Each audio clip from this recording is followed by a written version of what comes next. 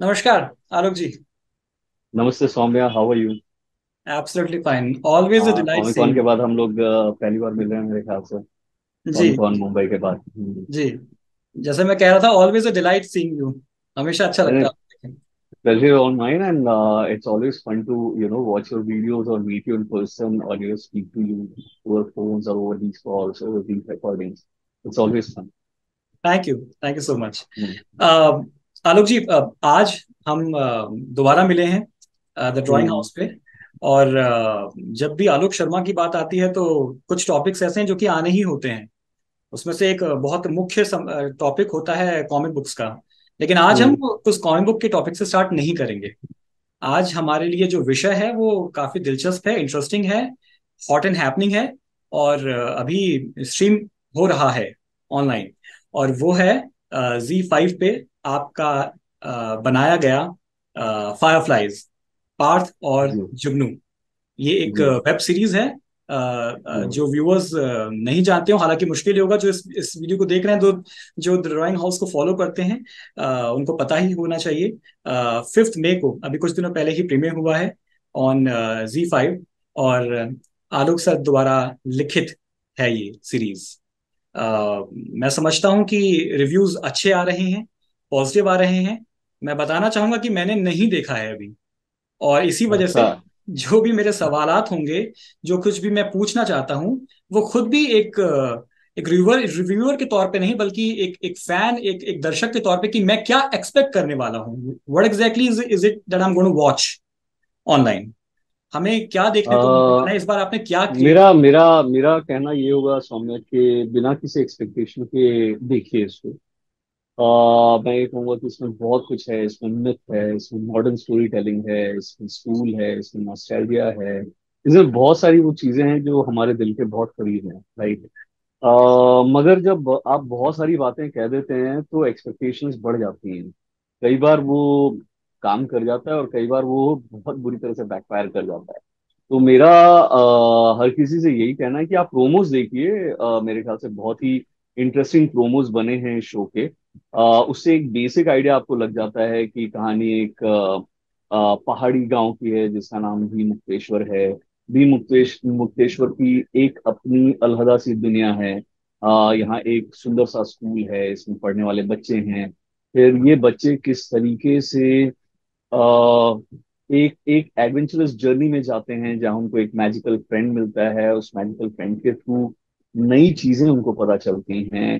While we are doing this, इसके बीच में I try to weave in a lot of mythology. Some of it is from Indian mythology. Bhim Mukteshwar नाम ही उस जगह का इसलिए रखा कि हम महाभारत में पढ़ते आए हैं कि भीम एक बार जंगलों में जा रहे थे और उन्हें एक बूढ़ा वानर सोया हुआ मिलता है। और वो वानर पूंछ फैला के सोया होता है और भीम को बोला जाता है कि पूंछ उठा। भीम उससे बोलता है ये वानर पूंछ उठा दे, और वो बोलता है कि तू खुद उठा ले। और भीम को, जिसको अपनी शक्ति का घमंड है, वो उस पूंछ को उठाने की कोशिश करता है। जब उसको उठा नहीं पाता है तो उसको समझ में आता है भीम को कि ये तो हनुमान जी हैं। तो माना जाता है, क्योंकि हम लोग जब इंडिया में घूमते हैं ना, छोटे शहरों में, छोटे गांव में, हर गांव की एक कहानी महाभारत से अटैच होती है, राइट। तो आई टुक दैट आइडिया कि हर गांव की एक कहानी महाभारत से अटैच होगी। गढ़ मुक्तेश्वर मेरा फेवरेट स्पॉट है जहां मैं ट्रेकिंग वगैरह के लिए जाता हूँ, और काफी समय मैंने स्पेंड किया है गढ़ मुक्तेश्वर में और मुक्तेश्वर में। तो मुक्तेश्वर के साथ मैंने भीम को मिला के एक भीम मुक्तेश्वर बना के एक छोटी सी मिथ क्रिएट कर दी कि यहाँ भीम को उसके ईगो से हनुमान जी ने मुक्त किया था। और ये जो जगह है वो हनुमान जी की फेवरेट जगह है। वो फेवरेट जगह क्यों है, ये आप पहले एपिसोड का पहला सीन देखते ही समझ जाएंगे। ओके। हाँ। तो इस तरीके से एक मिथ क्रिएट किया। एक एक इन अ वे एक फोकलोर जो हर छोटे गांव के साथ, खासतौर पे पहाड़ी गांवों के साथ तो बहुत सारे फोकलोर्स अटैच होते हैं। तो जी। एक फोकलोर क्रिएट किया मैंने। फिर कैरेक्टर्स क्रिएट किए इस गांव के अंदर कि क्या क्या चीजें हो सकती है इस गांव के अंदर। यहाँ पे ये एक विक्टोरियन गांव होगा तो यहाँ पे एक विक्टोरियन स्कूल होना चाहिए, पुराना, सुंदर सा, जो कि ज्यादातर पहाड़ी शहरों में और गांव में हमको देखने को मिलता है। आप देहरादून से, यहाँ पे तो पता ही है। आ, मंदिर होगा यहाँ पे, यहाँ पे एक जंगल होगा, यहाँ पे जंगल की किंवदंतियां होंगी। यहाँ के लोग किस तरीके के होंगे, यहाँ का मार्केट कैसा होगा, तो एक पूरा वर्ल्ड बिल्डिंग था। जब जी। हम वर्ल्ड बिल्डिंग की बात करते हैं और खासतौर पे फैंटेसी कॉमिक बुक या शोज की बात करते हैं, तो वर्ल्ड बिल्डिंग में टू मच फैंटेसी होके उसका ना जो ग्रेन ऑफ ट्रुथ है वो चला जाता है। तो यहाँ मैंने उल्टा किया कि पहले ग्रेन ऑफ ट्रुथ पकड़ा कि इन गाँव की, इन शहरों की कैसी कहानियां होती हैं, और फिर वहां से वर्ल्ड बिल्डिंग शुरू की इसकी। तो बहुत सारी ऐसी छोटी छोटी चीजें हैं जो आपको देखने को मिलेंगी। और आपने कहा कि जब मेरी बात आप करते हैं तो आपको कॉमिक्स याद आती है, मगर इस बार आप कॉमिक्स की बात नहीं करेंगे।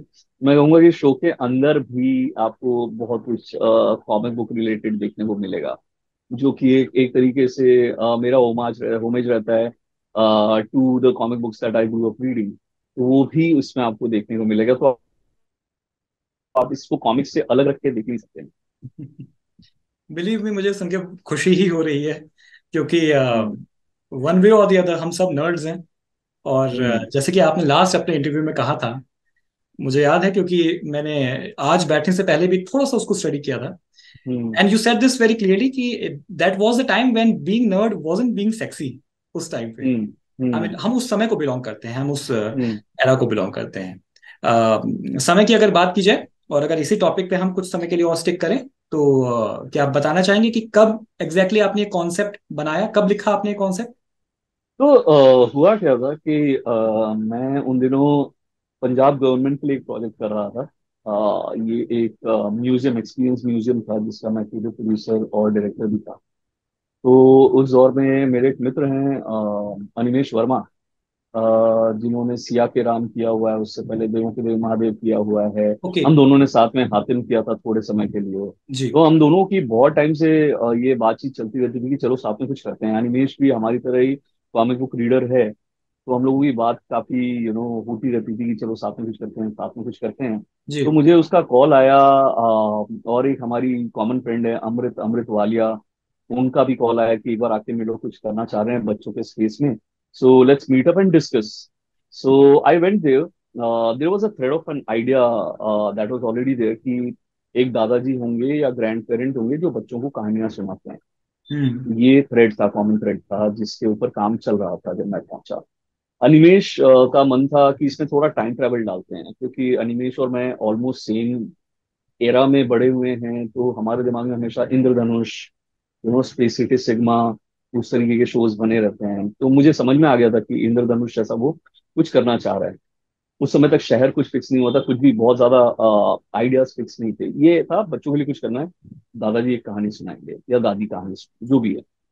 And from there I started building up on the idea. So एक चीज अगेन बहुत क्लियर था कि हम किसी हमेशा जो होता है गुडी टू शूज हीरो होते हैं हमारे कहानियों में।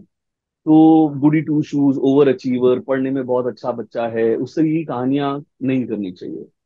Animesh came back with an idea कि यार इसको ना सुनील के जैसा कुछ बनाते हैं, सुनील फ्रॉम कभी हाँ कभी ना, शाहरुख खान ओके। कि ओके। वो अचीवर नहीं है वो। मतलब हम गाना स्कूल के एनुअल फंक्शन में गाना गाते देखेंगे तो वो कहीं पीछे खड़ा होता है, he is not the lead singer.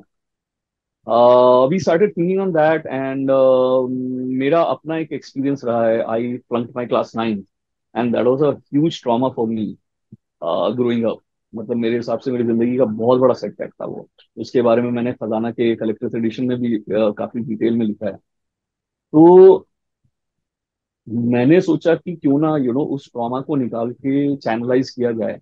एक तरीके से ये मेरे लिए कैथार्टिक भी था, एक तरीके से मेरे लिए उन दिनों को वापस देखने का एक नया नजरिया था। ये वो साल हैं जिनको मैं दोबारा देखना ही नहीं चाहता था, सन 95 का साल है तो मुझे मेरी क्लास वापस रिपीट करनी पड़ी थी। हम्म। मगर होता क्या है ना, जब बच्चे फेल हो जाते हैं ना स्कूल में, उनकी कहानी कोई कहना नहीं चाहता। उनको हमेशा मान लिया जाता है तो डफर है, इसने तो पढ़ाई नहीं की होगी ठीक से, इसने ये नहीं किया होगा, वो नहीं किया होगा। Nobody wants to see the world from their perspective. Nobody wants to stand in जहां वो खड़े हैं और वहां से दुनिया को देखें कि कैसे उनको एलियनेट कर दिया जाता है। क्लास में बोला जाता है पीछे बैठो, लेकिन आते जाते टीचर्स आपको इंसल्ट कर देते हैं। आप सिर्फ फेल हुए हैं ना, मतलब उससे ज्यादा क्या। ये तो एब्सोल्युटली। कोई बहुत बहुत बुरी चीज नहीं है। हर आदमी फेल होता है, अलग अलग चीजों में आदमी फेल होता है। नौकरी के लिए जाते हैं, कभी नहीं मिलती तो वो भी एक फेलियर है। वैसे कई तरीके के फेलियर्स हैं। आप ही हाँ। क्रिएशंस की बात करते हैं, जब आपकी हम्म। क्रिएशंस की बात करते हैं तो आजकल कॉमिक बुक कम्युनिटी में हर जगह एक बात कही जाती है कि भाई ये हम्म, आलोक शर्मा का बनाया हुआ एक और क्रिएशन है, हम्म, चित्रकथा, हम्म। और ये काफी समय से हमारे ज्ञान में है, लेकिन ये हमें दिखने कब वाला है। लेकिन यार चित्रकथा के साथ दिक्कतें नहीं है ज्यादा। चित्रकथा मेरे पास बना हुआ रखा है, कट 3 घंटे का कट है। ओके। ठीक है, 3 घंटे का कट है, उसके लिए 300 इलस्ट्रेशन मैंने करवाए हैं। तो okay. It's a very different kind of a documentary, but it's a project जिसमें बहुत पैसे मैंने अपने खर्चे हैं। ठीक है, and I am being utmost honest here. Hmm. मैंने अपने पॉकेट से बहुत पैसे खर्चे हैं।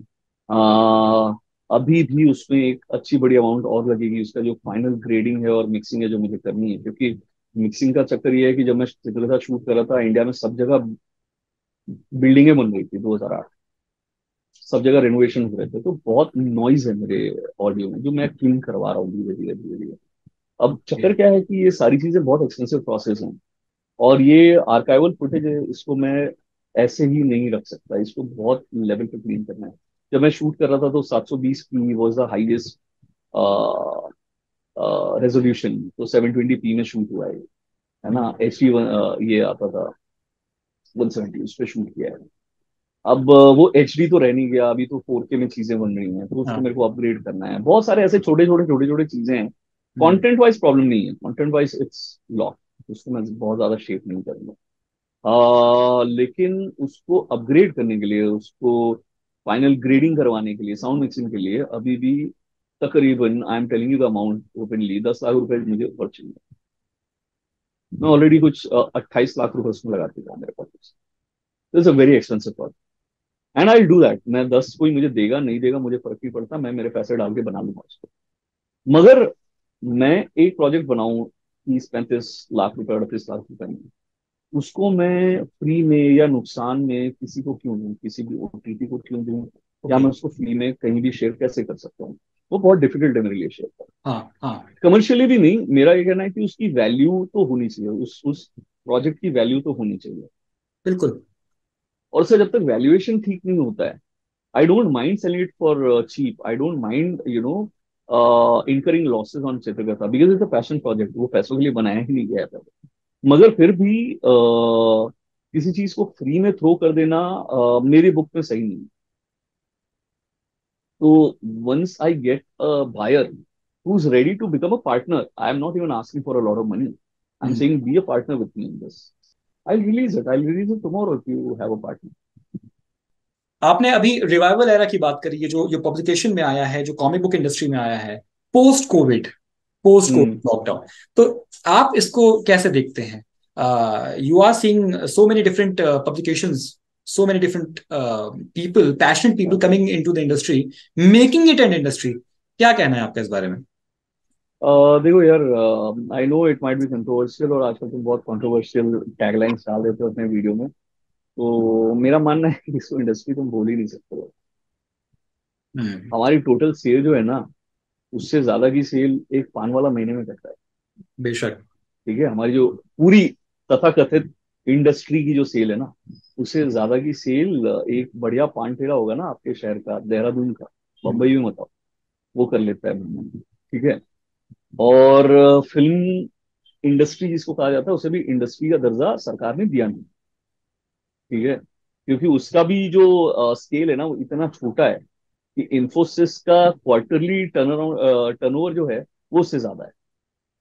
ठीक है, तो इंडस्ट्री तो मैं मानता नहीं। मेरा ये मानना है कि हमारा गृह उद्योग चल रहा है, ये लिज्जत पापड़ गृह उद्योग था ना, जैसा कि हम्म। महिलाएं आती थी साथ में पापड़ बनाती थी, उनको पैक करते थे, बेच देते थे। हम्म। हम वो कर रहे हैं, हम लोग आपस में 4 5 पैशनेट लोग मिलते हैं, कुछ किताबें बना लेते हैं, उनको हम बेच देते हैं, हमारे जैसे कुछ पैशनेट लोग उसको पढ़ लेते हैं। हम्म। मगर मेरा ये भी मानना है कि नॉस्टैल्जिया के बूते या फैन बॉय होने के बूते अगर हम कुछ चीजें क्रिएट कर रहे हैं या रिप्रिंट कर रहे हैं या बना रहे हैं, उसके भरोसे कोई इंडस्ट्री दुनिया में ना चली है ना चलेगी। ठीक है, जो हमारी आज की डेट की फैन बेस है ना, ये 2 2 हजार 2.5 हजार वाले जो ग्रुप्स हैं फेसबुक पे, और 50 50 60 60 हजार लाख मेंबर्स वाले ग्रुप्स हैं पब्लिशर्स के, if it's not converting into buyers, these numbers are useless. हम्म। 300 से 600 कॉपीज बिक रही हैं, बहुत खींच लो तो 1000 2000 कॉपीज बेच लोगे आप। 1000 2000 कॉपीज में आप करोगे क्या?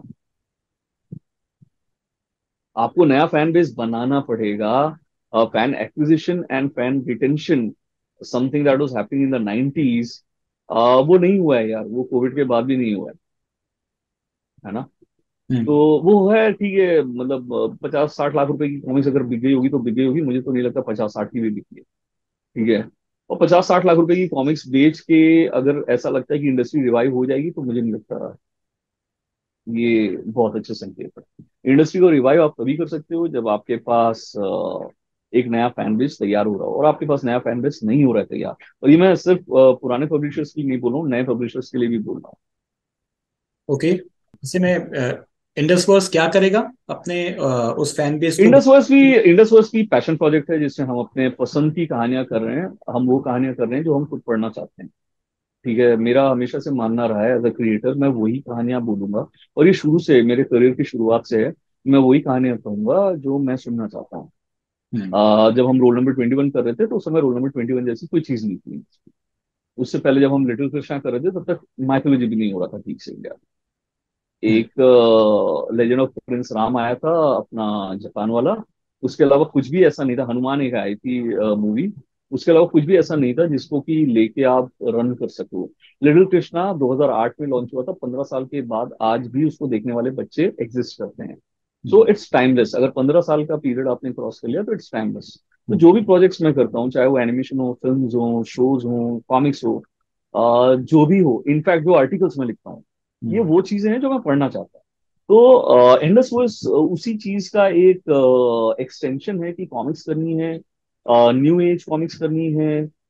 चलिए फिर ठीक है, तो आज के इस ओके सौम्या। सेशन को हम यहाँ पे विराम देते हुए, for all the viewers, Fireflies Parth and Jugnu streaming on Z5, Z5। Written by Alok Sharma. इसको देखिए, मैं इसको देखने जा रहा हूँ, और बहुत जल्द ही इसका भी एक रिव्यू वीडियो मैं लाऊंगा। uh, आलोक जी। मैं वेट करूंगा आपके रिव्यू का। बिल्कुल बिल्कुल। Thank you so very much. Goodbye thank and you Saumya. Goodbye. Alright, take care.